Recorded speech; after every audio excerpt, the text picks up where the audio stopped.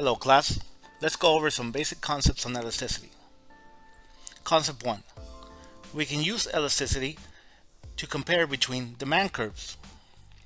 Generally speaking, as the demand curve becomes flat, we say that it's becoming more elastic. As the demand curve becomes more steep, we say that it's becoming less elastic or more inelastic. That being said, if you're comparing D1 in red and D2 in blue, then you can say that D1 is less elastic because it's the steeper curve, and D2 is more elastic because it's flatter. This is one application of elasticity. You can compare between demand curves, meaning if D1 represents product A and D2 represents product B, then product B is more responsive to price changes than D1. Let's expand on this concept and go over some extreme examples.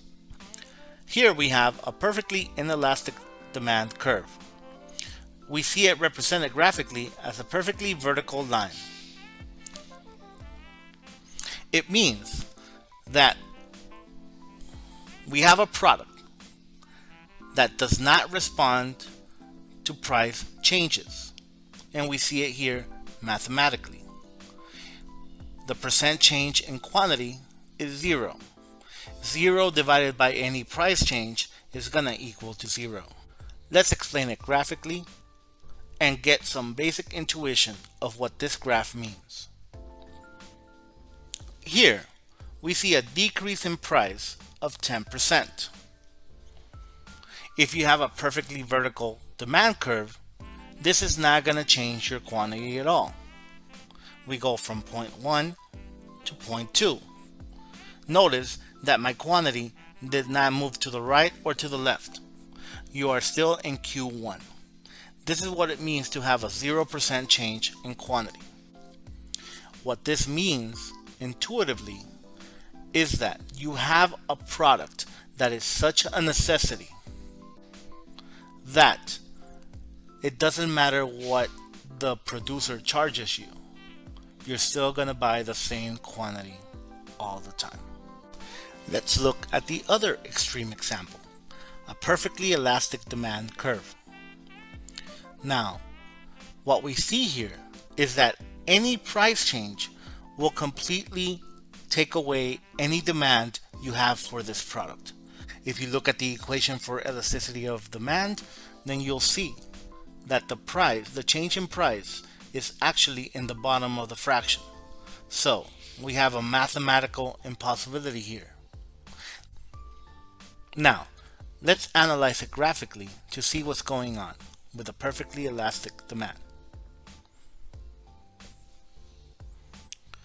What we have here is a product that is so reactive to any price changes that it will completely take you out of the demand if you change the price. Take a look at this. What would happen if we were to change the price to P3? If this is my new price, notice that I'm no longer on the blue demand curve. The same can be said if I change the price to P4.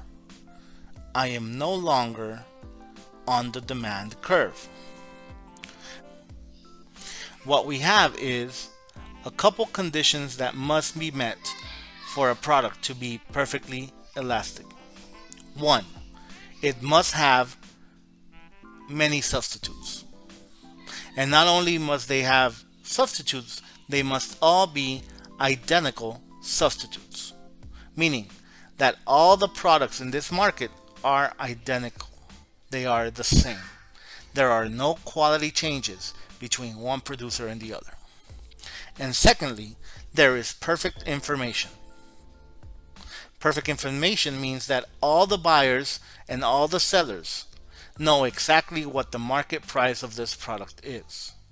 Now that we understand the foundation of a perfectly elastic demand, you can see that if any producer tries to charge any price that is higher than P1 or P2, then nobody would buy from that producer.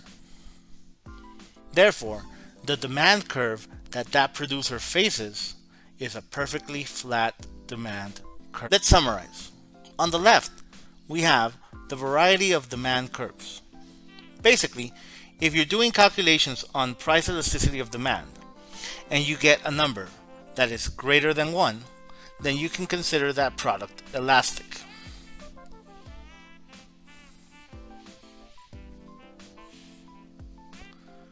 If you're calculating price elasticity of demand and you get a number less than 1, then that product is considered inelastic. Now, for completeness, we also have something called unit elasticity. If the price elasticity is equal to 1, then we have unit elasticity. Now, on the right side, we have some examples of elasticities that you might get for a variety of products. On this table, we have a variety of products, and we have elasticities to go with them. Let's take a look at the numbers that have an elasticity that is less than 1. As we mentioned before, this means that these products are inelastic. Let's take a look at something such as cigarettes. Why are cigarettes inelastic? Well, cigarettes tend to form addictions. Therefore, this is a product where if you're an addict to cigarettes, it is a very difficult thing to kick. So if they increase the price of your cigarettes, you're very likely to keep buying the same amount of cigarettes as before. Housing. Why is housing inelastic? Well, if all of a sudden your landlord decides to raise your rent,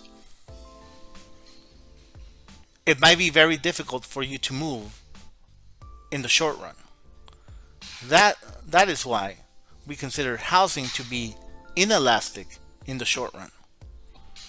Eggs and rice. Why are these products inelastic? Well, for many cultures, they are considered a stipend for nutrition. So it doesn't really matter what happens to the price of eggs and rice. People are going to keep consuming them. Healthcare is a necessity. It doesn't really matter what happens to the price of healthcare. People still need to go to the doctor. That is why healthcare is inelastic. Now, let's take a look at the numbers that are greater than 1. Based on the definition that we saw before, these types of goods are considered to be elastic. And here, we start seeing that these products are very easily substitutable. Beef. If beef gets too expensive, people might be willing to buy chicken, for example, or pork, because it substitutes nicely if you want to have some protein. Same thing for peanut butter. If you're looking for a snack or something to go as a spread for a sandwich, peanut butter is not the only product out there that will satisfy that want. Restaurant meals. If for some reason restaurant meals are becoming too expensive, then people will just switch to cooking at home. And Mountain Dew. Why is Mountain Dew such a high elasticity? Because think of all the soft drinks out there. Mountain Dew is just one specific flavor. If Mountain Dew changes price, then you're likely to switch to another flavor of soft drink.